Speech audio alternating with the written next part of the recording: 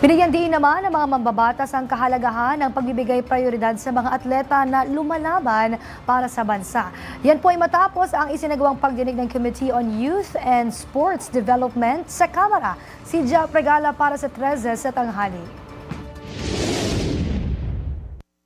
Aprobado na sa pagdinig ng komite ang House Bill 3530 ni House Speaker Faustino Bojidi III na magtatatag ng sports training center sa Cauayan City para sa pagdadagdag ng pasilidad at makapagbigay ng lugar na mapagsasanayan ng mga kabataan sa naturang bayan.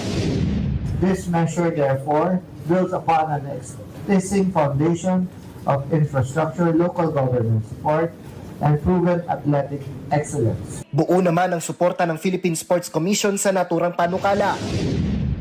We support that proposal and the plan to put up a regional training center that is really part of our work program in the PSC and that is aligned with the instructions of the Office of the President.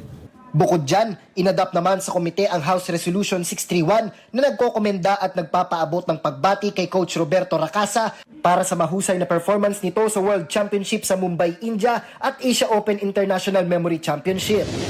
At hindi lamang siya mahusay sa competition, nagamit rin niya ang kanyang skills para magbigay ng workshop sa mga kabataan pati sa mga senior citizens. Ayon naman kay Coach Racasa, hindi lang para sa kompetisyon ang ganitong kakayahan, kundi makatutulong din para sa mga individual.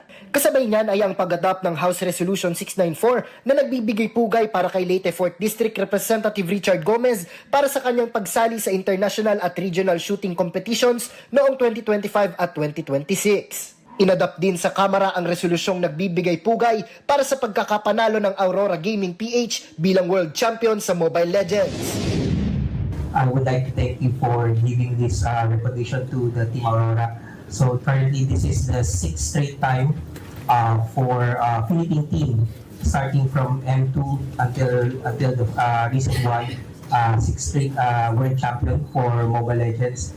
Para sa totoong balita sa Bagong Pilipinas, Jap Regala, 13 sa tanghali ng Congress TV.